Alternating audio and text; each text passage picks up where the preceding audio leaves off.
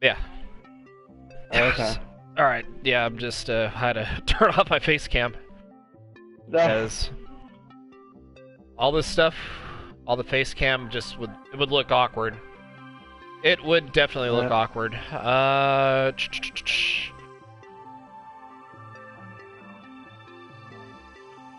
right.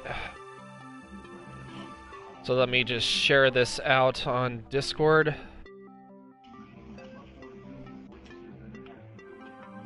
Alright, meanwhile, I'm gonna try and unlock Dark Matter. Alrighty.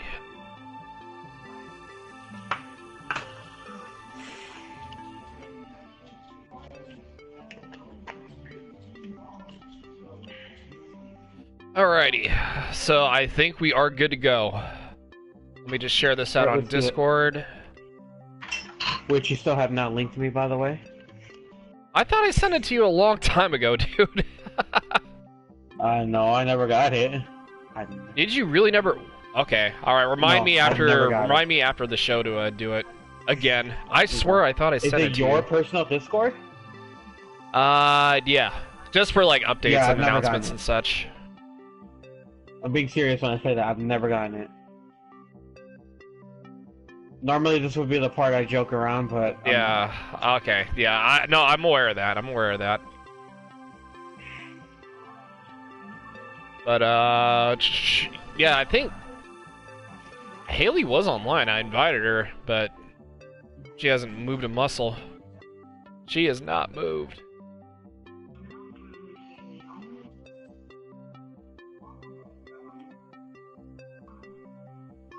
Alrighty. So I hope everybody's having a wonderful Sunday night. I see all of you guys. Thank you so much for tuning in, and this will be on YouTube also. So, like I said, excuse me, the on-demand for the podcast will be on demand. And for those who are watching on Twitch, thank you guys for stopping by. Because there we go, exactly. Yeah, that's how my shows can be sometimes. But and not only anyways, that, before we start, Happy Memorial Day. Yes, that's right. Happy Memorial Day, guys. RIP to all the veterans who served, you know, in the war, Navy, you know, whatever. The Pugster's back. What's up, Death Slayer? How are you, bud? Welcome back, my dude. We were just playing with him on Overwatch earlier, so glad to have you join for the show, since we do have a lot to talk about. And that being said, let's get on with the show, shall we? This is episode number... I can't even talk. There's a guy that can't do his own intro right. So, episode number 13 of the Kyle the Pug podcast show. Hope you guys are enjoying the show right now. We got a lot to talk about, like I said before. And if you guys don't know who I am, I'm Kyle the Pug. And if you didn't know that by now, well, I don't know what to say about that. But you just upload your montage. All right, I'll check it out here later on tonight, man. But anywho... Somebody say montage?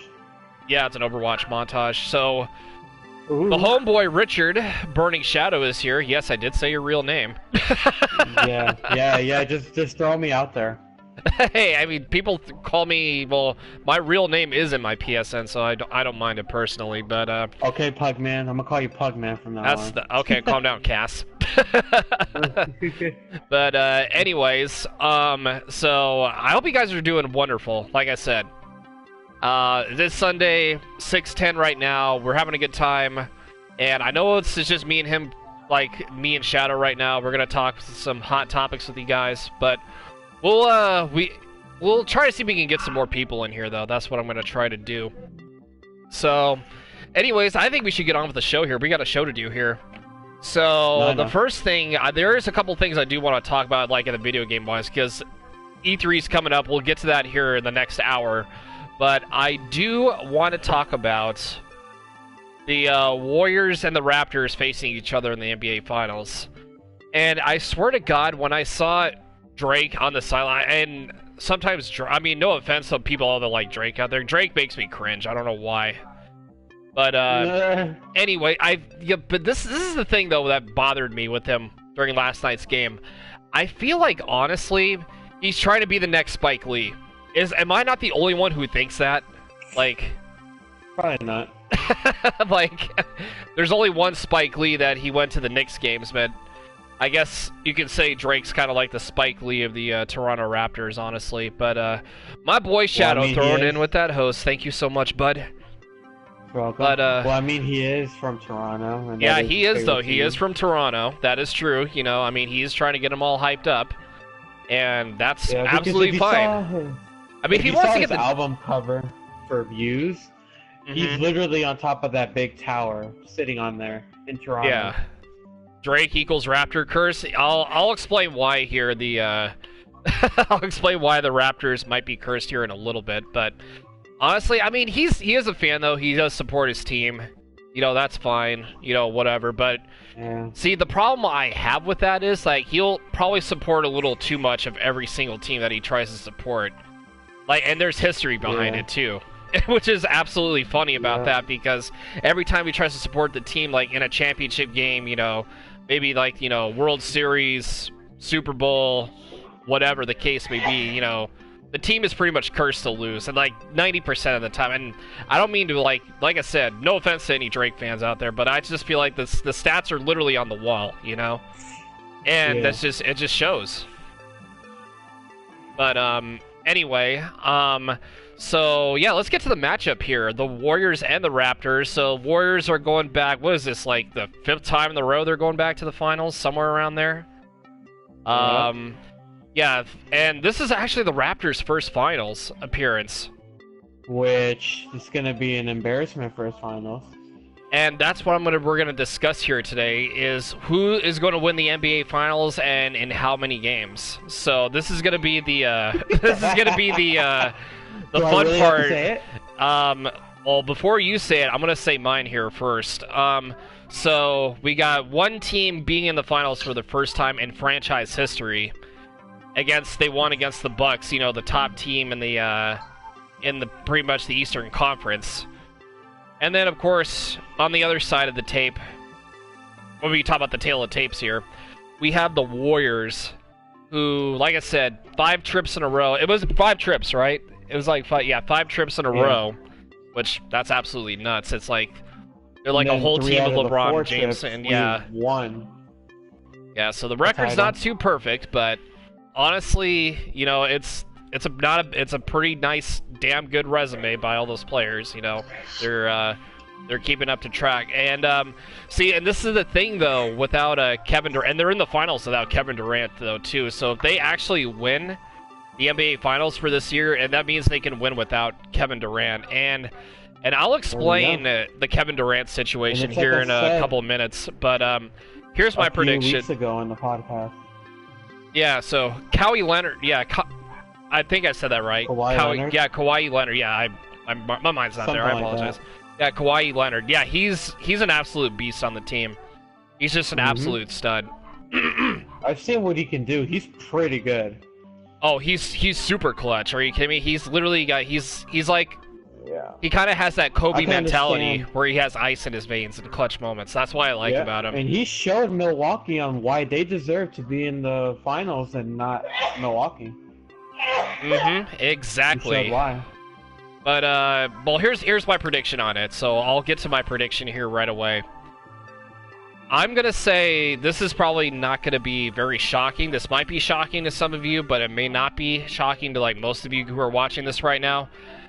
I'm going to say the Warriors sweep them. 5 games at the 5 games at the absolute most.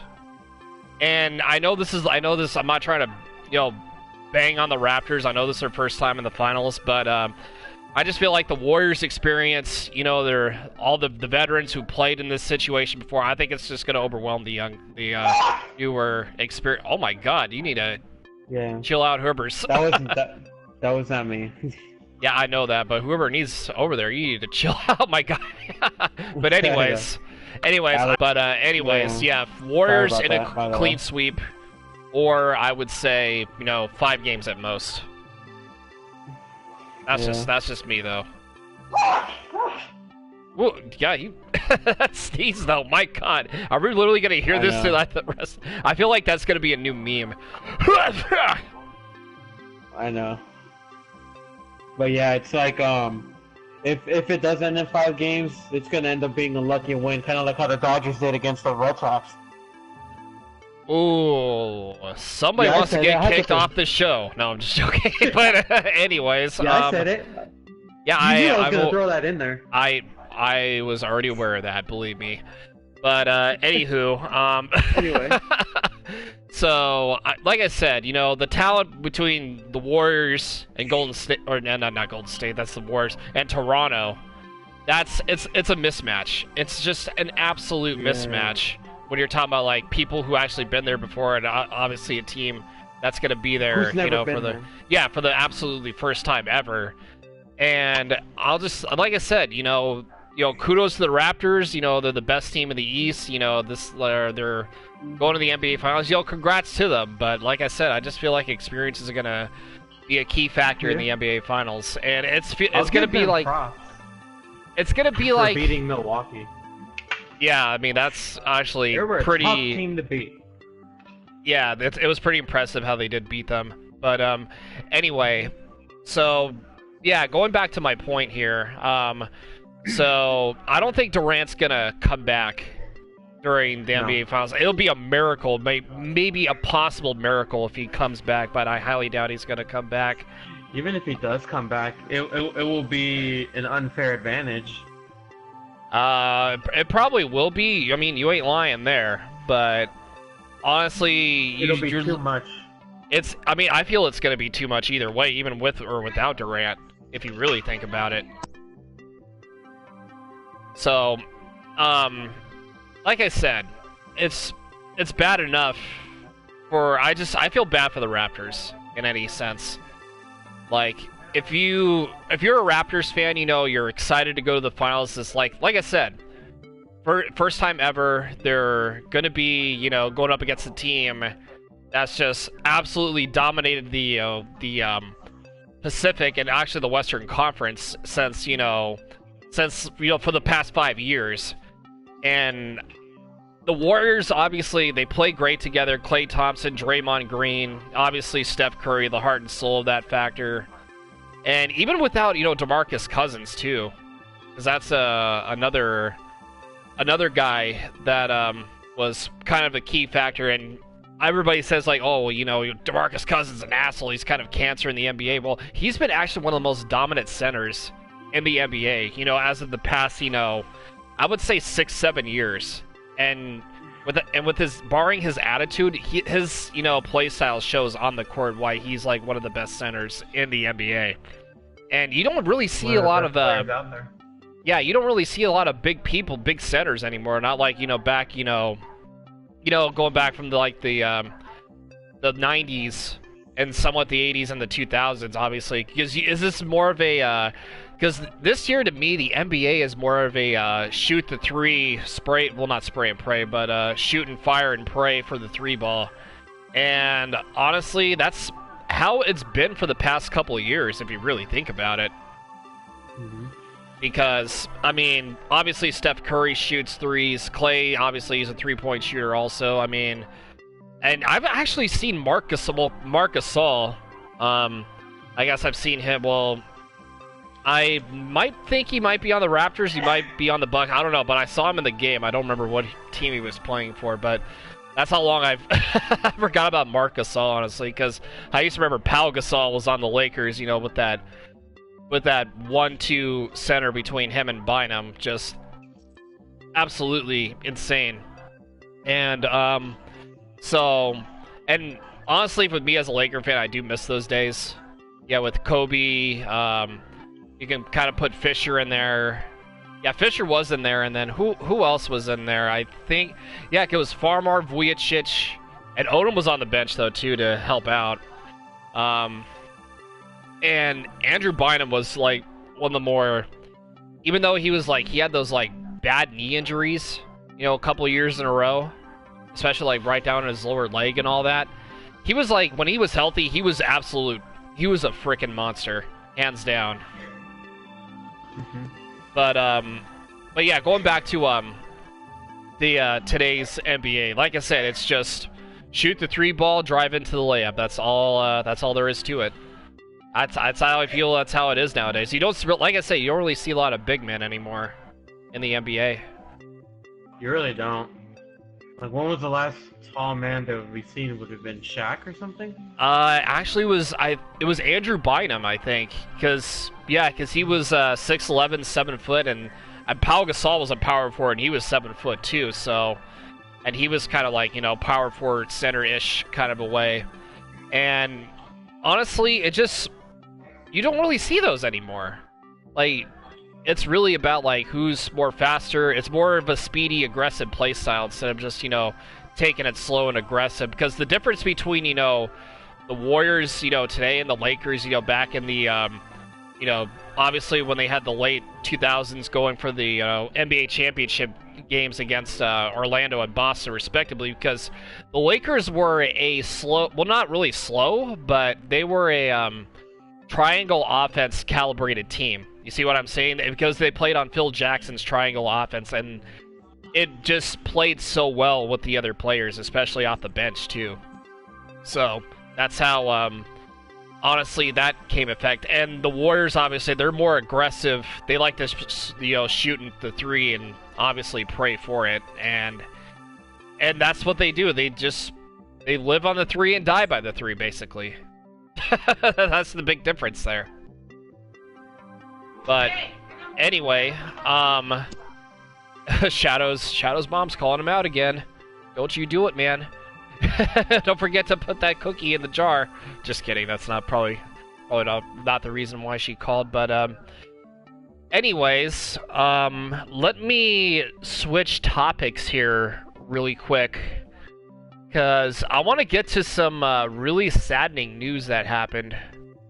And most of you guys don't know who some of you may know who this person was, but Bart Starr was a quarterback for the Green Bay Packers in the 1960s, and he was the MVP of the first 2 Super Bowls. He passed away Sunday in Birmingham, Alabama, and he was 85 years old. And basically, who he was that he won 5 NFL championships for the Packers: 61, 62, 65, 66, and 67.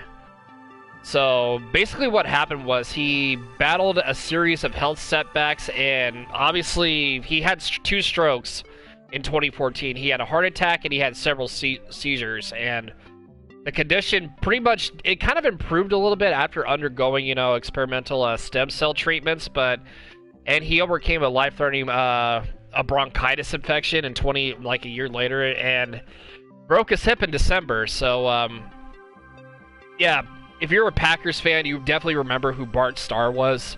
He was one of the more iconic legends that, you know, Brett Favre even looked up to, like when he was playing for the Packers, you know. And this is one of those legends, like, you know, that will never be missed, and you know, will never die, basically. So that's one of those. It's one of those moments where you get to honor those people in their memory. And like I said, don't know where Shadow went, but I want to get his thoughts on the whole situation. So I want to mention. Okay, so so a bunch of stuff that happened. Okay. All right. Okay, so no, I'm back. Sorry. Okay, no, you're good. You're good. So, anyways, we were talking about Bart Starr, one of the goats of the NFL, and did he pass away? What happened? Yeah, he passed away. I think it was today he passed away. So let me take a look here and see. Yeah, so basically he passed away today. So, like I said, I'm trying to see what happened. I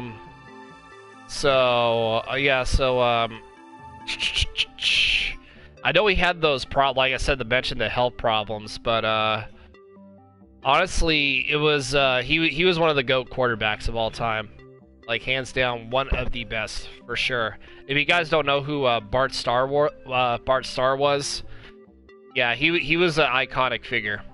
definitely one of the most iconic figures of all time, especially when if you're like an NFL fan and you follow this sort of thing, especially if you're a Packer fan though too, because Packer fans are definitely gonna pay their respect. They're gonna pay their respect to all those people. Yeah, we're gonna talk about that here in a little bit too, Kai. Yeah, because I was gonna mention that also as well, because talking about like certain celebrity deaths that happened. So we had Bart Starr, obviously. So Shadow he's like saying, "I'm back, but I gotta keep going in and out. Gotta leave Pug behind, man. I do not like that." I'm just kidding. But here, let me get to that real quick. That's been actually a huge thing with Ashley Mazzara too. So I'll have to take a look at that also. Rest in peace. He just immediately mutes his mic again. This guy is funny. I like Shadow. I do.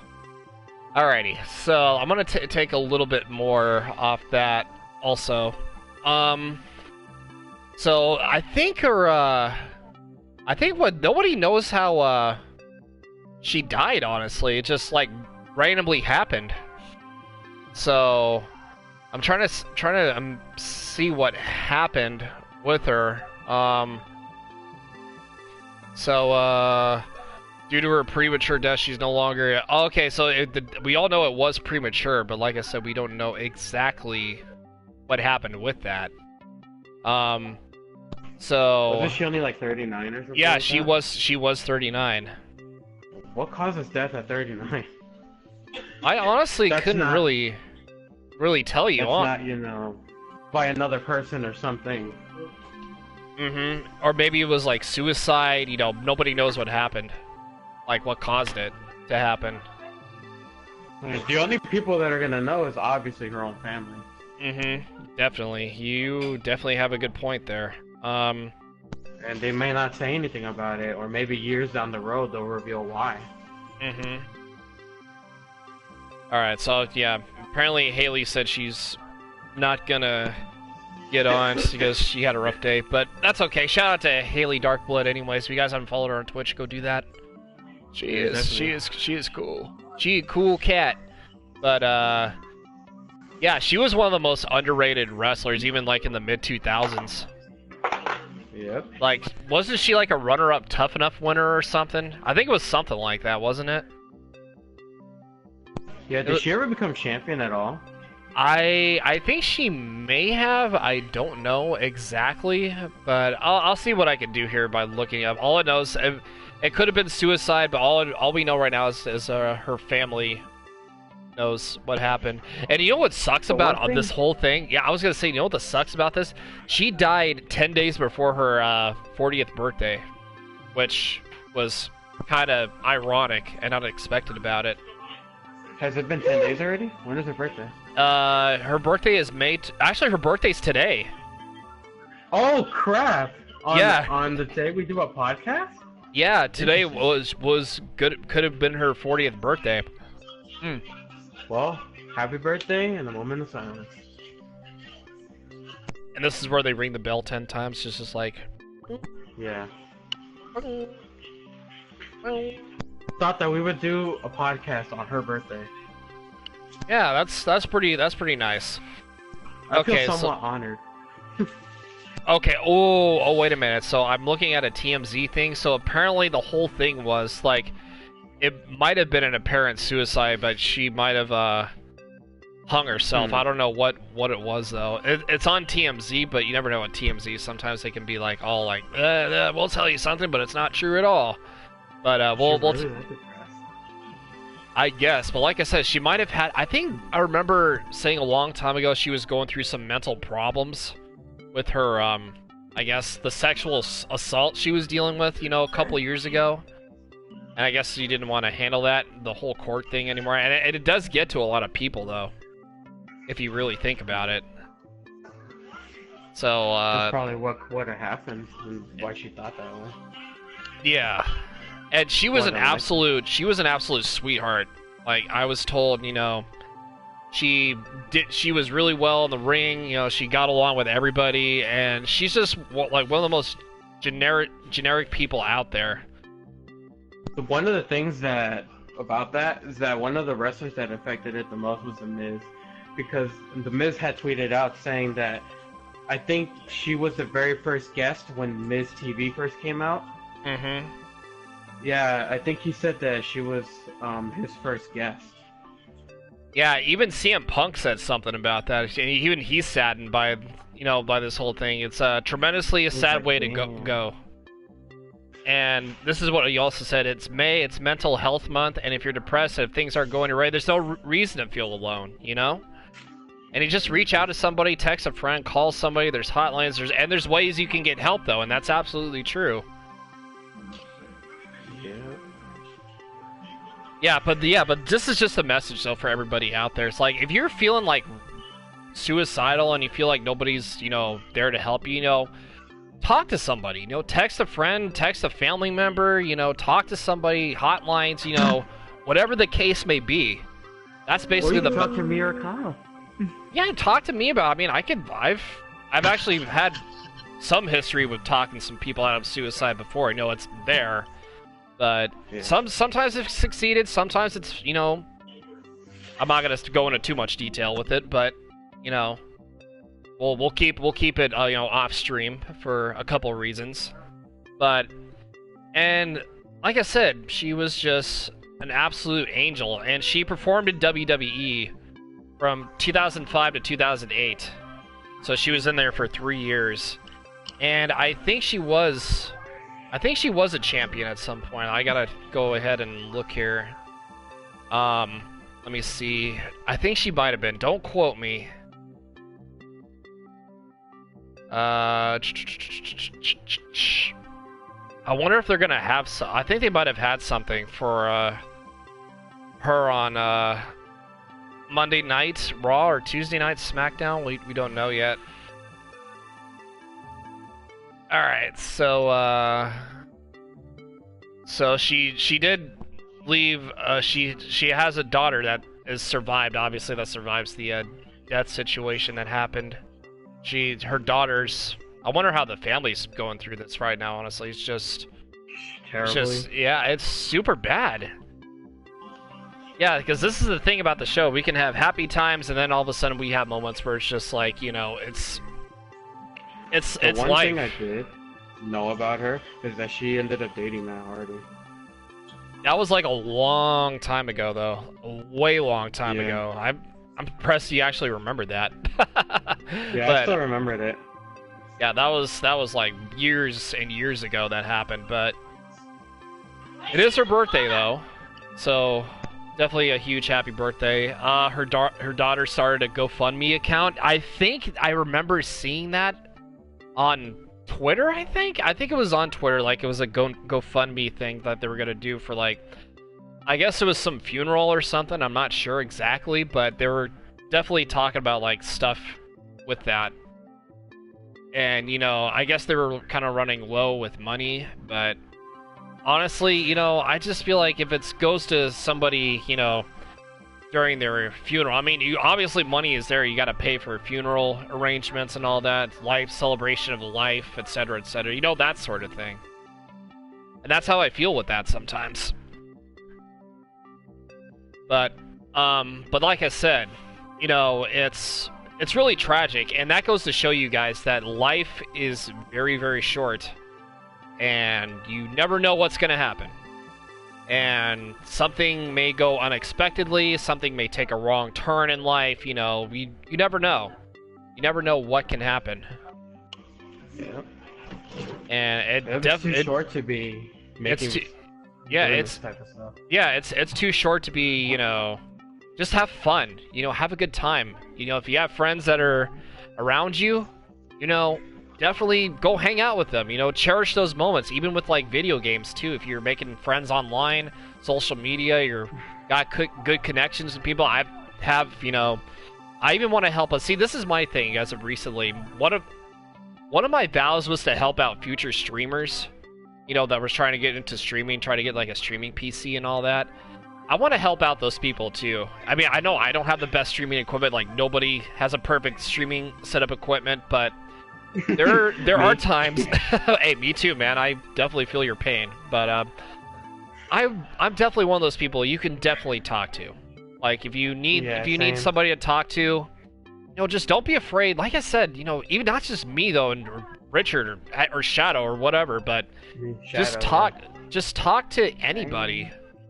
Talk to anybody. That's what I'm saying. Like talk to somebody My you DMs trust. are always open. So. He's trying to slide in them DMs. No, but contact me.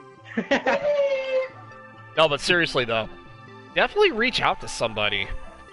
Because, again, if you have a situation where, where you're feeling depressed and all that, just definitely, like I said, go seek help. And I'm gonna mention something here. Like, I do have, like, a story I wanted to mention here. I know, like, this is kind of saddening to talk about on the show here. I knew a friend, like, he was one of my best friends in high school. And his name was Ryan. And he was like a sports guy just like me, He was baseball, football, basketball. He was all Oakland sports, though. He was, Nice. He was A's. Yeah, because he was A's. I think Raiders. I think he was a Laker fan. Yeah, because he was the A's, Raiders, and he was also a Laker fan, too. And his favorite quarterback was Tom Brady. He was definitely a Tom Brady guy. And Well, that's because Tom Brady went to school where I live. Yeah, he had Tom Brady. Yeah, he was like up near. I think it was like near Wood Creek or something in Roseville, somewhere around there. But yeah, somewhere around. It was like I know it was near there, because I'm around 5 minutes away from San Mateo. Yeah, I got you. But anyways, go back to my story here real quick. So Okay. he basically what happened with him was he had severe depression, I guess, growing up. Well, not growing up, but like, as he got older, the depression got the better of him. And and you probably know what happened next, since I don't really have to say it. Yeah, I know. Yeah, I mean, yeah, exactly. Because people, like, I've lost a couple friends due to a suicide, and suicide is not a fun thing. I can understand regular depression, but severe, it's like, yeah, I know where this is headed already. I mean, like I said, it goes to show. I know, like, there's people out there who, and these are people that are like, there's a lot of suicides going on out there every single day. Like, and some, with younger people though, younger people in America that, especially like teenagers, kids in schools that get like bullied by like other kids. So that's like one of the top few, cause of deaths was suicides by like younger people. And honestly, if you feel like I said, I've mentioned this before with depression, if you feel like you're getting bullied in school, people are picking on you for being different, don't forget, you always got teachers to talk to an adult you trust. And it goes to show that, some people may look attractive, some people might look ugly, whatever, big deal. But honestly, it's not about how you look, because we're all one. And somebody actually once taught me, like, if you basically you take a pen and then you kind of poke your arm a couple of times, and you take it with a couple of people despite the way they look. And he's like, "What comes out of it?" And he's like, "Blood."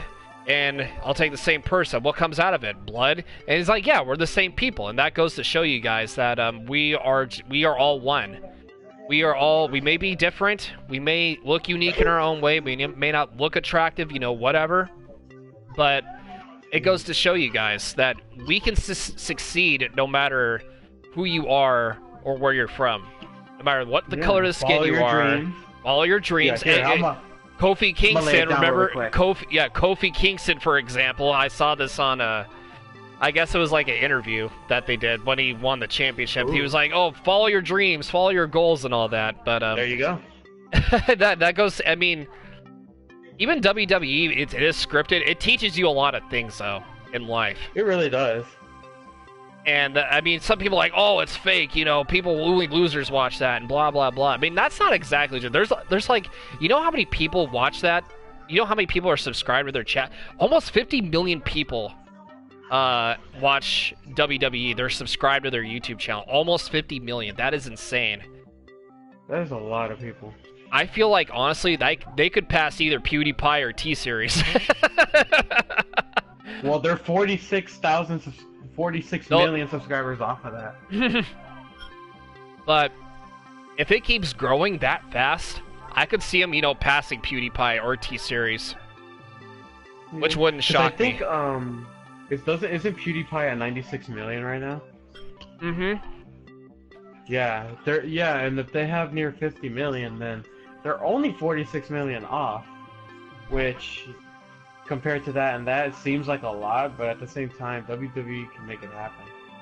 I mean, the fan base grows every single day, even though, they're, I guess, the writers have been kind of iffy with their storylines, but there's a lot of people that subscribe to that, and actually, I think AEW, actually made its presence felt this week also. Last night, you mean?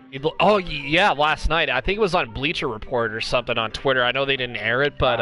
I saw the video clip of Dean Ambrose being there. Or John Moxley. So happy. John Moxley, Pretty much. Yeah, that was... Yeah, that is... I think that is his real name, though. I'm not sure. John Moxley. But, No, his real name is Jonathan. Jonathan? Yeah, something like that. But, Yeah. Anyways, yeah, I saw there's a lot of people that actually do like the scripts and the storylines for it, despite it being, first time aired, Oh, yeah, that's true. And when I saw him into the ring, he looked so badass in that ring attire he had on. Yeah, because I was talking to one of the, I guess it was a member of the PSVG community that I'm on the Discord I'm a Patreon for. Donnie was the one I was talking to about it because he was the one that watches this sort of thing, and he even thought it was worth watching. He even thought that was definitely... I mean, I could definitely see why, though. The crowd was pumped, the pops were insane. It's like... Take notes, WWE! You know what I'm saying? AEW might do an invasion just like D-Generation X did to WCW. I mean, honestly, it's hard. It's hard to repeat a storyline that happened, but you never know what's going to happen, though. That's the good thing with, storylines like this. Basically what it is, though, it's male soap opera. That's basically what pro wrestling is. It's male soap opera. I mean, yeah, obviously you get hurt, and obviously the chops and the punches, suplexes obviously hurt, but... It's all scripted. Nobody hates each other in real life unless, you have, real work issue problems.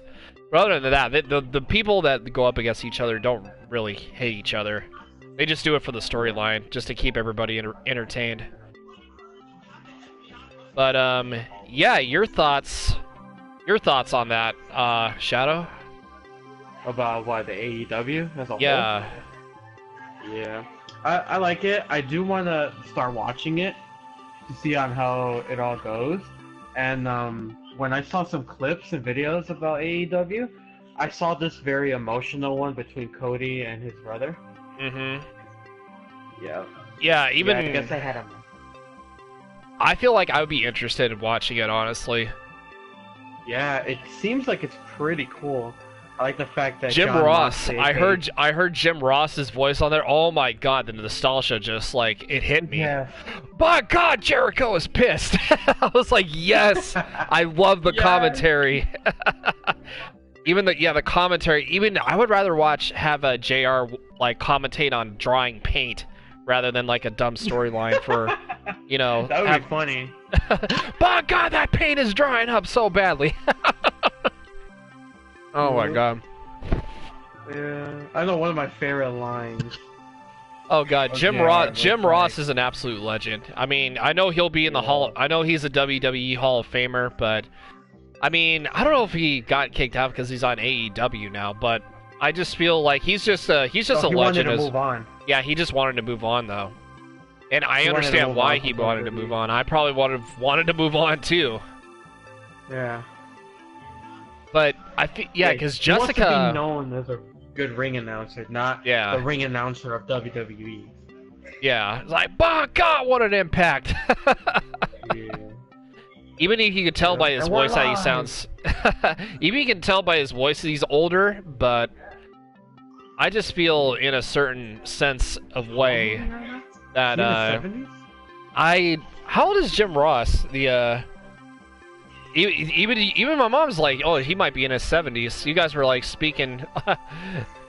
You had the right mindset. Let me see. Let me see how old he is real quick. I think he's in his Okay, 70s. so he is 67. Wow. He is 67. Yes, he was born That's January right there, 3rd, yeah. 1952.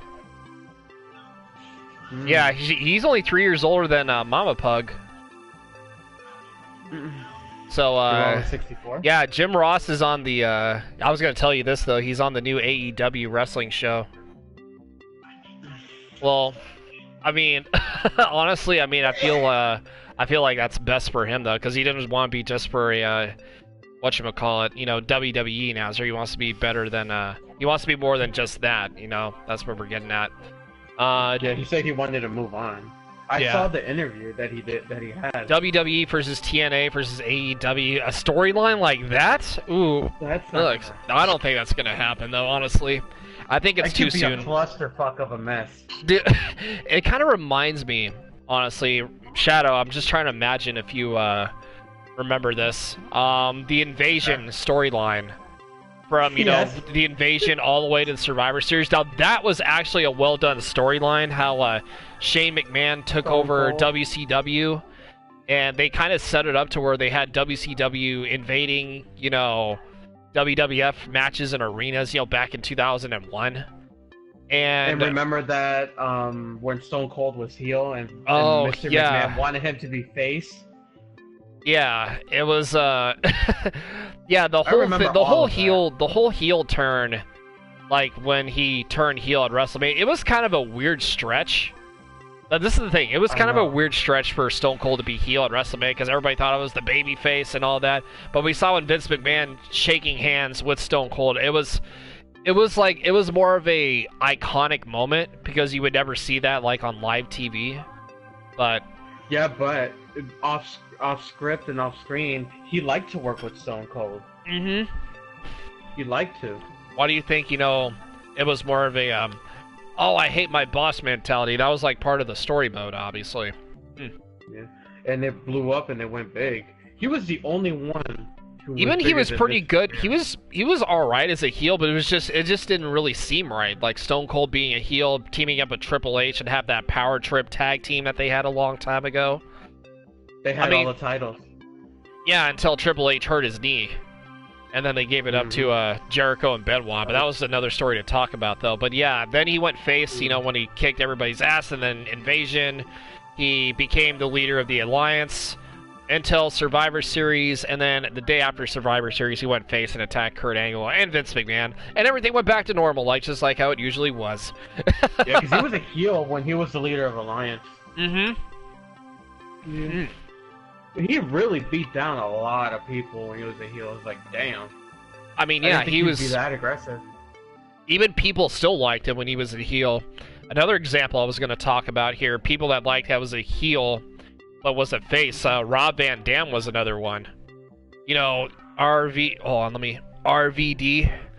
the I five-star don't remember him frog. being heel. Was He it at was- the time it was where a- John Cena lost his title? No, it was at the Alliance. He was in the Alliance storyline, but Oh. what? Yeah, because he was because he would have like the hardcore title, I think, and he would like do like basically insane flips and frog splashes, and he was a heel for the Alliance, but everybody treated him like he was a face. Like, you know, they cheered for him. Like, he was like one of the classy. He never did anything dirty.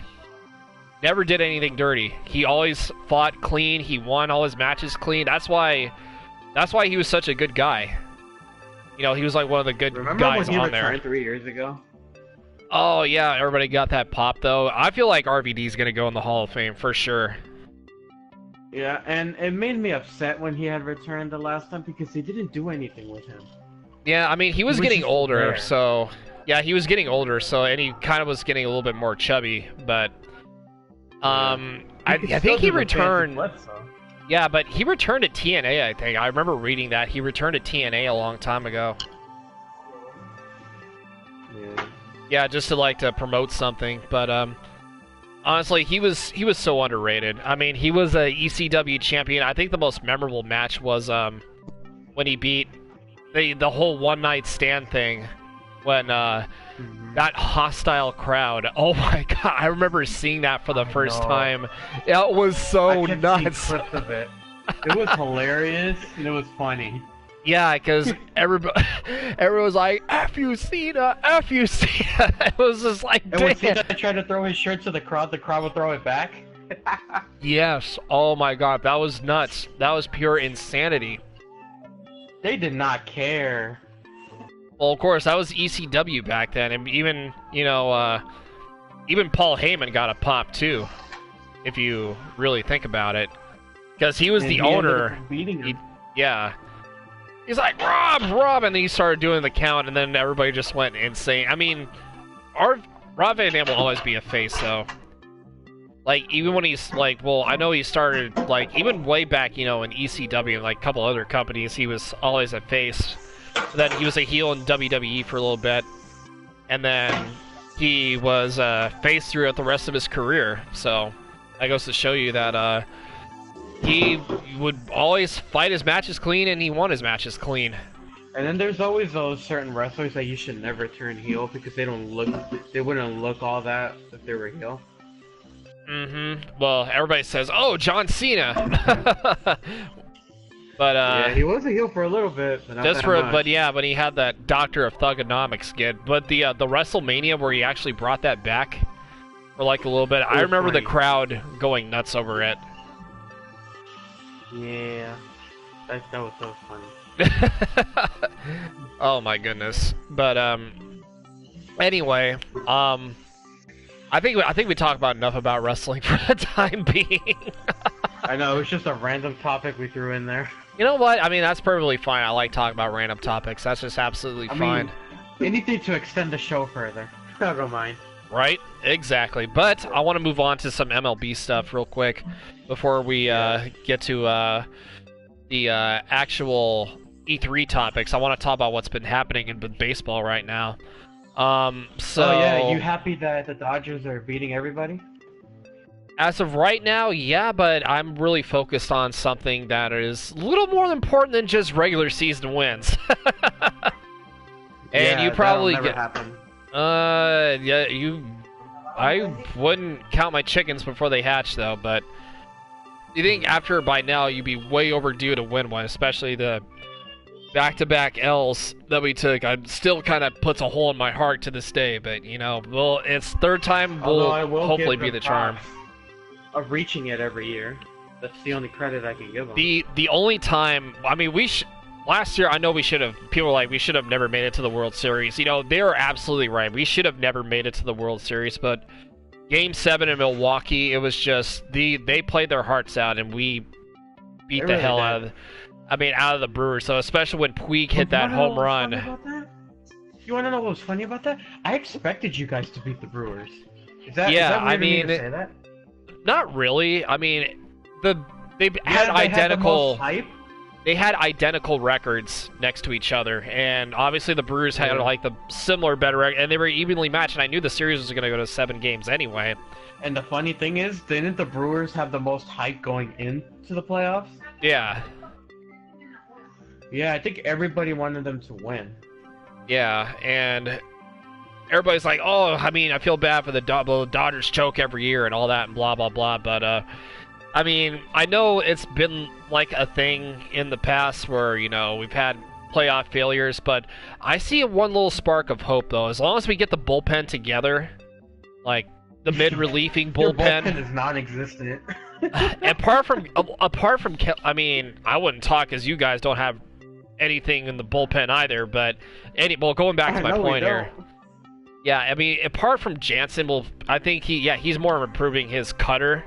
His like top pitch was the cutter. I mean, he's gonna need it if they're gonna reach the playoffs. But yeah, absolutely true. But I You feel if we wanna can shut get down those some, games. if we need middle relieving help, that's the thing, and we don't have enough of that. And a couple of years ago, there was a time where we actually had that middle relieving help for Jansen, and since then it was just, where the hell's our bullpen been? You know? I kind of want to bring up their roster really quick. Who do they have in the bullpen that is good? Baez I do know, but he's had his moments. I know Jansen's another one. Do they still have Brandon Morrow? No, I think he was like in Chicago. Brandon Morrow was just an absolute beast a couple years ago for us in the playoffs. Yeah, he was. I watched him and I'm like, this guy's pretty good. They were so stupid giving him up. Even they put Maeda in the bullpen, and even he was actually pretty good in the bullpen. Yeah, because we didn't give up a run through the entire playoffs until the World Series. Like, our bullpen didn't give up an entire run until, like, I think it was Game 3 or Game 4 in the World Series, somewhere around there. But anyways, I want to get to some scores here really quick before we move on. So, Blue Jays... Okay, I have their pitchers list. All right, we'll get to that here in a little bit. But right now, all right, the Blue Jays beat the Padres 10-1. Mets over the Tigers 4-3. Rays beating the Indians on the road 6-3. Nationals over the Marlins 9-6. Dodgers sweeping the Pirates 11-7. Twins over the White Sox 7-0. Phillies losing to the Brewers 9-1. Red Sox over the Astros in Houston 4-1. Royals beating the Yankees 8-7. Reds over the Cubs 10-2. The Rockies beating the Orioles 8-7. Diamondbacks over the Giants 6-2. Oakland beating Seattle 7-1 today. Oakland the Angels is surprising everybody right now.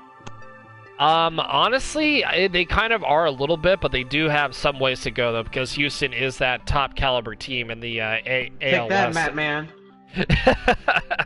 But anyways, yeah, Angels did. Speaking of the Angels, they did beat the Rangers 7-6, and of course, currently we have the Braves and the Cardinals, and the Cardinals are up 3-0 against the Braves going into the top of the 8th inning right now. So. Now to go to the standings here real quick, and Shadow, we'll get to that here momentarily. So the best team... Ooh, actually, that's kind of unpredictable. Actually, the Twins have become, the best team in the AL. I mean, it doesn't really shock me at all, because their players have been absolutely super, super flawless. Yeah. The Twins have been, absolutely, they've won... I mean, they're 9-1 in their last 10 games. They've been actually on fire as of lately. They're pretty formidable. Yeah, even the Dodgers, 8-2 their last 10 games, and they've been actually beating out teams in the National League also. How would you like this? Twins Dodgers World Series. That I don't know. I don't know. That's too soon for me. That is too soon. Like I said, I'm not going to talk about the World Series because, like I said, it's too soon. I know that would be an interesting matchup, though. It would be, but like I said, I'm not counting my chickens before they hatch just yet. Yeah, but I'm just coming up with scenarios in my head. All right, so yeah, so the Dodgers do have the best home record. They're 19-6 at home. That doesn't really surprise me. And they're 16-12 on the road, though. So they actually do have the second. Prove that. Yeah, they had that, kind of a mixed start right at the beginning of the season. They actually have been, playing lights out baseball. I mean, Cody Bellinger is just an absolute stud on that team. There's no question about that. I don't know if you'll agree with this or not. Do you ever find the Dodgers ever struggling on the road? There's been times where they have. Like, they'll be really streaky on the road. They're streaky. They're really streaky. They're either really good or they're really trash. It's never in the middle. Yeah, it's like, and I've seen and I'm not trying to make a joke when I say this, I'm being serious. I see it a lot in the playoffs when they play on the road. It's like, I noticed that they lose a lot, but when they're at home, they're unbeatable. Yeah, even the Twins kind of have a good home record also, but the Astros kind of have the same way too, in a way. I don't know, maybe it's the atmosphere, the different ballparks that you play in. Every atmosphere is different. There you go. it's a hard word for you to pronounce. Here's a guy that stutters. I stuttered earlier in the show, so don't feel too bad. I can be dyslexic. I am a little dyslexic, but not that much. Yeah, I mean, it happens. Like I said, it happens. But yeah, atmosphere. Maybe that's what it could be. I don't know. I mean, even like hitters have a hard time hitting a home run Dodgers Stadium because of the air quality at night. Yeah, especially around like nighttime. But that didn't stop the Dodgers though, because they're still kind of repeating from last year and hitting those home runs though. They are definitely improving there. But anyways, they have the best record in the NL. right now. Yeah, as of right, 35 yeah, best record in the NL, not the best record in the major leagues, but their best record in the National League, and their offense is clicking. You know, I like our offense. You know, it's been we're pretty much almost first place in everything, but Yeah. as of right now, though, I'm kind of worried about like our own pitching and all that. Well, not just our starting. Yeah. Our starting pitching's fine when it can Yeah. be. It's just the middle The relieving. pitching, So the starting pitching, the offense, the defense, that's all there. The bullpen, the I don't know about bullpen, that. yeah, the bullpen, the mid relieving bullpen. That's kind of what I'm worried about. But anyways, let's get to some E3 stuff here. I wanted to talk about some E3 things here really quick. So I wanted to go over your pictures, but it's okay. Oh yeah. Do that. I forgot. Thank you. So, for your pictures, you have Scott Alexander, Mhm, Pedro yeah. Baez, Yeah, Scott Alexander was the Walker- one I was thinking of. Yeah, yeah, Walker Buehler, Walker Buehler. Yeah, he's a starter for the Dodgers. Caleb Ferguson. Yeah, he's You guys got Dylan Floro, yeah. Yimi Garcia. Yeah, I remember Yimi Garcia. Yeah, he Yeah. has his he'll have his moments. He'll have his moments, like good and bad. You have Rich Hill. He is good. We don't have to say anything more. Kenley Jansen, we know about him. Clayton Kershaw, we know about him. Kenta Maeda, he's good. Hyunjin Ryu. Yeah, he's amazing this year. Hyunjin Ryu. Yeah, friggin' Hadouken. Yeah, he's been absolutely on fire this year. Oh, you guys still have Ross Stripling. We have who? Ross Stripling. Oh yeah, Ross Stripling. Yeah, chicken strip. Doesn't I he forget. struggle? He's not too bad, but he'll. It's like I said with the team. He'll have the streaky moments. Like our bullpen will have streaky moments. They're really good or they're trash. They're never in the middle. And then the last picture you have is Julio Urias. Yeah, Julio Urias, whatever, however you want to pronounce it. Yeah, he's a kid. He'll probably he's pretty good though, starting pitching wise. I mean, sometimes he'll do some bullpen relief, but he'll definitely improve. Wait, what's your rotation? Is your rotation Hill, Kershaw, Ryu, Urias, and Maeda? It's Bueller, then Maeda. You had the first three right up until then. And it's not too bad though on paper. It's just like I said, the consistency and the focus. That's what needs to be there. Yeah, but it kind of sucks that you guys lost Zach Greinke because he was pretty good for you guys. Zach Greinke's getting older in age, so I mean he's leading in strikeouts, but as well the money issue. Yeah, but look is at just... Bartolo Colon though. That man hitting home runs at the age of 42. That's absolute insanity. But anyways, let's get to some E3 stuff. Like I said, I wanted to talk about this. Excited about that. You know, at hour number 2 because we already hit hour number 2. So I'm kind of looking at all the stories that are going on right now, and the first thing that popped up was Square Enix has actually been teasing an Avengers project for E3 2019. So I guess Marvel and Square Enix, what they're doing is they're announced a multi-game partnership in 2017, like a couple of years ago, which was simply referred to as the Avengers product. And there was a couple of silence things that happened. Like the company went silent after a while, but I guess they're teasing the presence of the Avengers game at E3, like they're going to try to do something with that. It's going to be kind of interesting to see, though, because I know anything Avengers related will sell, but how do you feel about this, though? How do you feel?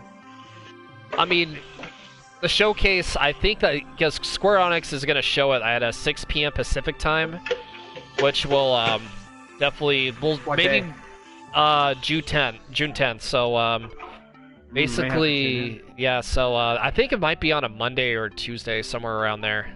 June 10th, that's on a Monday. Yeah, that is on a Monday, so 6 p.m., Because that's June when 11th is going to be the Nintendo Direct, I think? It's like the 11th, or I know there's a couple of tournaments that Nintendo is doing. I think it's... I know it's Smash Brothers and Splatoon, I think? I gotta go back and look. It was like Splatoon or Mario Kart? I don't think it's Mario Kart. I think it's Splatoon. I gotta check. I will definitely do that right now since I want to know what they're up to. Nintendo, E3, I think the 2019 live stream schedule. is June 11th. Yeah, because usually Nintendo is always last when it comes to that. Yeah, because I'm usually. definitely tuning in on that stream on the 11th.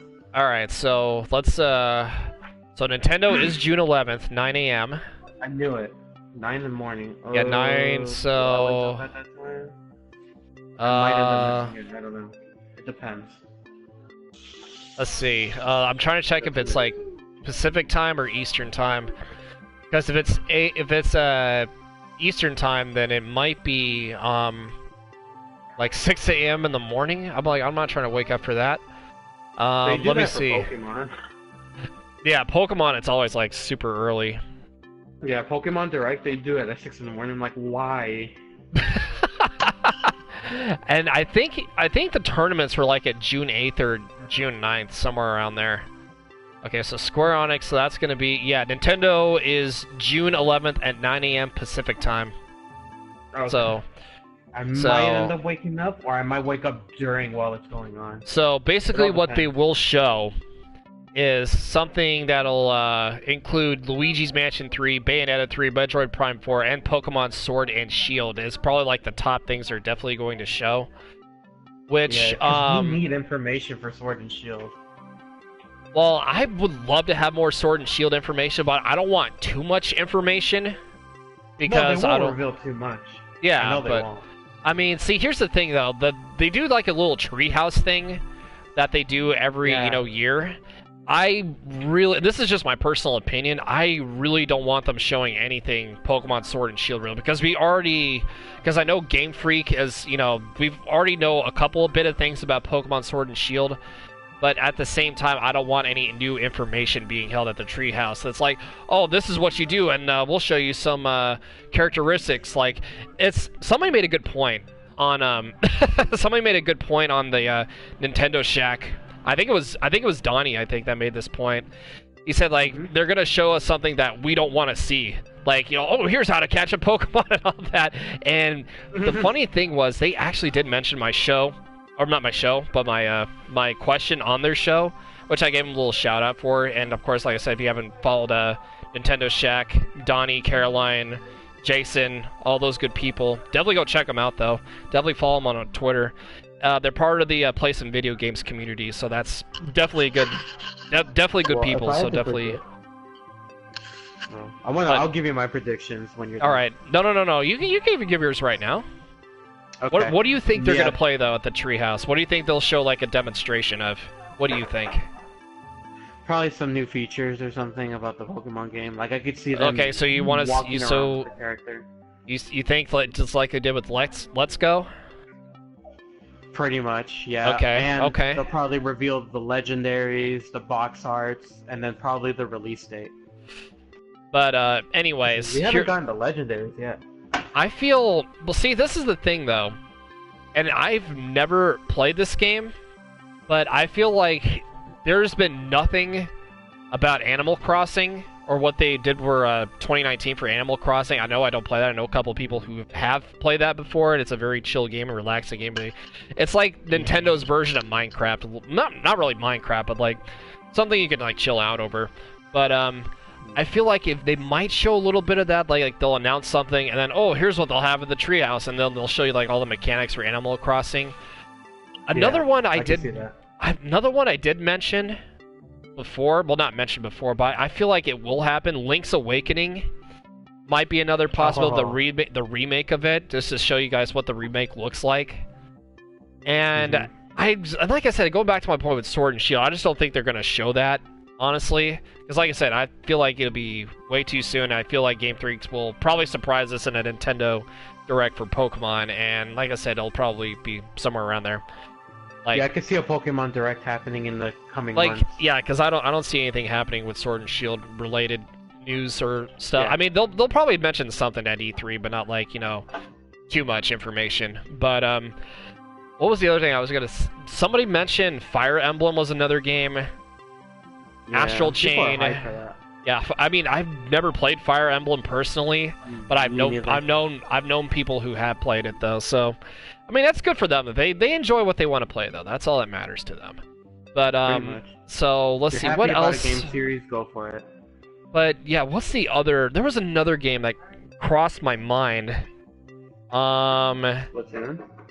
Not Splatoon. Well, Splatoon has already been. There's already Splatoon 2. There's no reason why they need to make another one. I mentioned Luigi's Mansion 3, so that will be an obvious thing. That'll. Metroid? Yeah, Metroid. Let me see. Yeah, conference. I'm trying to remember. Astral Chain was another one. And so let's see. Yeah, I don't know what game you're thinking of. There's like a bunch of stuff that we will probably never know about. So basically, yeah. So that's the only games that I feel that I've had in mind that I feel they might play at the Treehouse. Like I said, Link's Awakening, maybe Animal Crossing, somewhere around there, But at the same time, it's just you never know what's gonna happen. Like, it could be something, we might know. It might be a game we might know, may not know about. It could be something completely different and totally random. Nintendo might throw a curveball at us, so you will never know.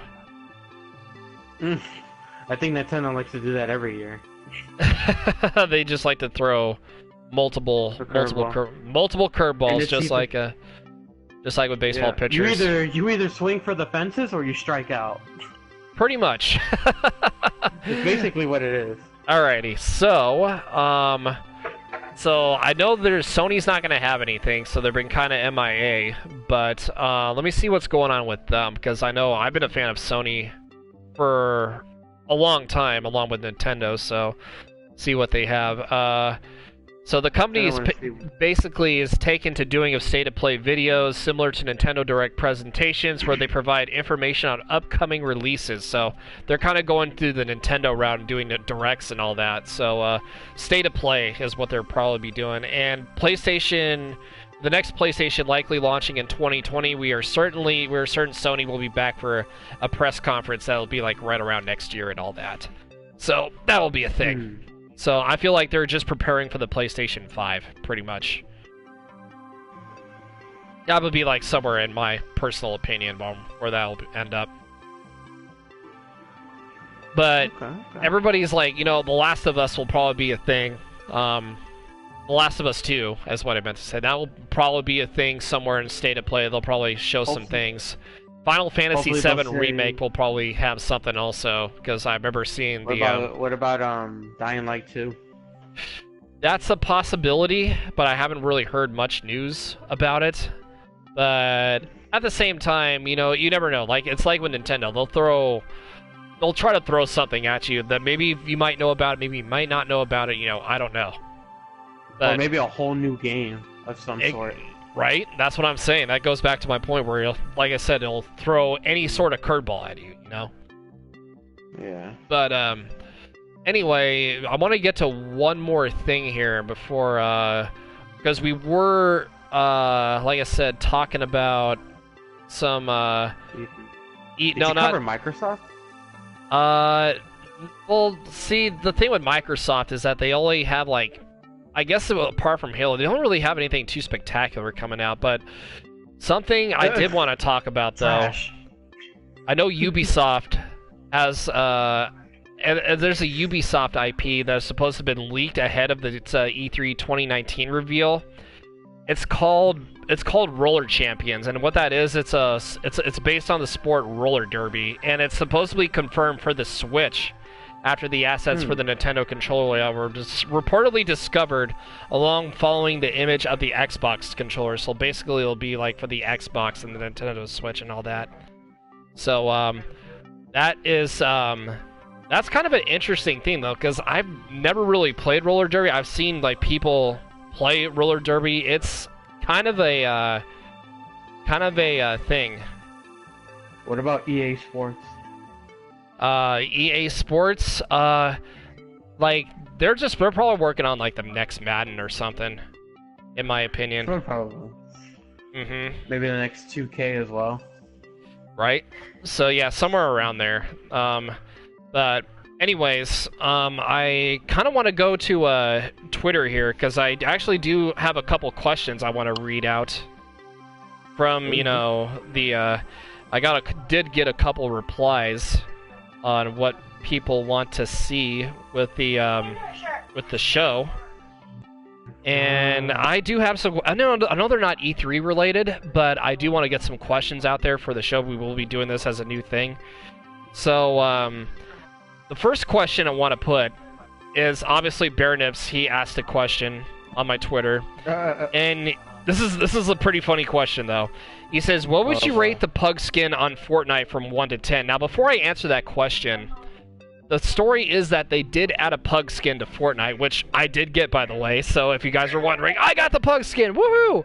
But anyways, the how I would rate the pug skin, I would say 9 out of 10. 9 being like it's cool, it fits my character and all that.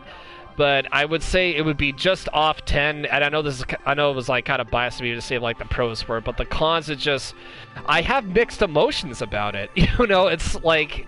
It's cool, but it's also creepy looking at the same time. And I just don't know. Of Fortnite?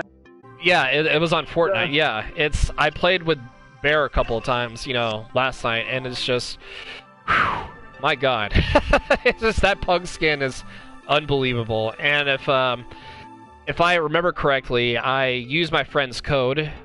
It's me Jennifer. Shout out to you also. Definitely go check out It's Me Jennifer. Really cool streamer. So yeah, I used her code. That's how I got the pug skin, and I got it for like a pretty. I kind of cheated the system a little bit. How I got it was I actually got the $5 like skin, like the limited time thing, because I was at 850 V-Bucks. I was like, oh, if I buy this, maybe I can get a little step closer. Maybe get it for like a cheap deal. So I was at 1450. I bought a tier for like 150. And the tier was, and I had like 1,300 V-Bucks at the time. And luckily the next tier after that was, if I collected the next week 3, you know, whatever the thing's called, weekly banners, battle secret stars or whatever, I can get 200 V-Bucks just by completing the next tier, going to the next tier. And luckily I did get 1,500 V-Bucks, which was enough to buy the pug skin. And that's where we stand. that's how I got the pug skin. But yeah, that's how that kind of came to be. So I got it. I kind of cheated the system a little bit.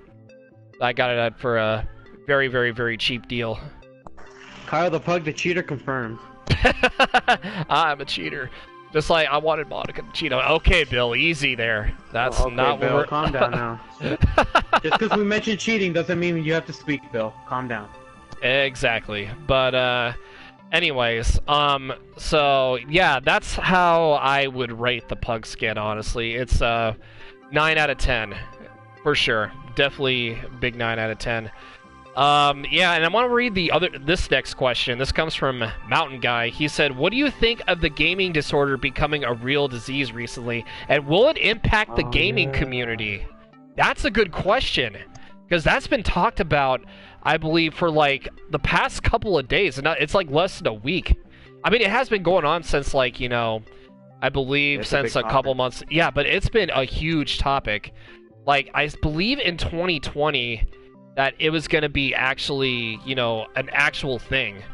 Like, they're actually, like, the health organization, like the World Health Organization or something like that, said that they're going to actually make it a disease, which kind of does spread some controversy a little bit. I mean, I see where they're going with it, but at the same time, you know, like, how would you see it as an actual disease, though? You know what I'm saying? Like, again, I see where it's going, but this also confuses me at the same time, you know? Like, some people will, like, take offense to it. Others might be like, oh, you know what? You know, I would definitely approve of this. People need to go get help that are, like, on the video games, like, 12 hours a day and all that. Like, trying on people Fortnite. People are saying that just to troll or try to get attention because they know they can't get it. Well, see, my thing, honestly, like, I can definitely see things from both perspectives, obviously. Like, I know some people will say, you know, gaming disease is not a disorder, and, you know, that's perfectly fine. You know, I can deal with that. And then there's like, and then you have the other side of the coin. It's like, oh, this will mentally rot your brain and explode. And there's some people that I know that actually do this for, you know, as a job. Like, actually take this seriously for a job. Like, whether it be like streaming, doing YouTube videos for games, playing PC games, you know, etc., etc. And honestly, I just feel in a certain way that if you look at it, it's kind of a confusing thing to look at, but at the same time, I mean, what can you do, you know? It's just kind of a weird topic to talk about, but will it affect the gaming community? Absolutely. I feel like it'll absolutely affect it in a certain number of ways. Yeah. Like, if there's like, just say like there's a certain person that'll probably be like, you know, spend on the game, like a certain game, like 12 hours a day, not even get up to like eat or anything. Yeah, then maybe I could see that happening as a gaming disorder. Yeah, I can see that happening. But if you're because doing it like so 2-3 hours, yeah, and you're trying to cut out society, that's pretty much what it is. But yeah, I just feel like there's a couple of theories I do want to mention behind that. Like, I know this is not likely to happen, but you know, all the shootings and violence that have been happening, you know, around the world today, you know, I know some people will be like, oh, that's from, you know, playing violent video games like Call of Duty and, you know, GTA. People try to use that excuse to blame the violent games. Yeah, I mean, they do use that excuse, but let's say like a messed up person, though. We're talking about like a completely messed up person. Like, actually does, like, they rage, they get mad, they're mad at the world. I mean, if they have actual proof that the person, like, is off that, then that might be one point, but at the same time, video games don't... I mean, at most video games, people who play video games, like, even that happen, I don't think the reason for that is behind video games, honestly. And not only that, people will actually... The parents of those kids that have those problems, they'll try and sue. Like, even if I did have kids, let's say if I did have kids... I would, if I wanted them to play video games or something, you know, when they were done with, like, homework and school-related things and such, I would definitely, like, start them from, like, you know, kid-friendly games, and as soon as they got older, I'd make them do, like, Pokemon, and if they wanted to do T for teen, like, in their teenagers, you know, play, like, Fortnite or Destiny or something, and then I would make them move on to mature stuff. I wouldn't have them playing, like, Call of Duty, like, 6, 7 years old. Yeah. I would age restrict my kids on what games they should be playing. But that'd be my thing. Then in the games that you have, you would have to store them away before they see it. Mm-hmm. Exactly. Because if they see it, they're gonna want to play it. Right. I mean, let's say. Even though I'm 30 years old, I still love Pokemon to death. That's just personally. That's just my. If you want to make fun of me, go for it. I really don't care. But anyways, I understand. I'm 23 and I like it still. Yeah, I mean, I'm a kid. I'm a kid at heart. I'm an absolute kid at heart. Same. But anyway, yeah. So going back to my point, I mean, if you if you're a parent and you want to make sure you keep your kids safe, I mean, just like give them like the right sort of games to play. I know this sounds like, you know, kind of, you know, strict and biased, but that's just how I would feel in the certain situation, you know. Yeah. But I mean, there's kids out there that do like, oh, let's play Call of Duty at like age 6 or 7, and like they'll have headsets and they're saying like 4-letter words and all that, and it'd be like, how do you raise your kid to be like that? That's one thing I don't understand, you know? Because you see that, you let them free roam, especially in Fortnite. I've been noticing that in Fortnite too, because there's a lot of kids that play that because it's more. I mean, I understand why it's rated T for teen, and there's more kids that play the game than, you know, anybody else. Apart from like a couple people I do know for the stream, but other than that, I mean, the majority of the fan base is mostly kid friendly, because you do see dab taunts and all that, and they also have these characters that are, you know, they're supposed to be kid friendly, but then, you know, sometimes at the same time, there's those female characters where, you know, they look very, very sexual in a way, very thick. Yeah, that's how the kids would say it, but you know. They would dress very sexually, in other words. But, you know, that's... And not only that, they would look like a snack. but But it's not just Fortnite that does that too, but Overwatch is kind of the same way. I was playing Overwatch a little bit, Brother Goofy, earlier. I mean, you know, characters like, you know, Mercy, Tracer, Diva, you know, all those characters. They they look like, you know, the skin tights on them and all that.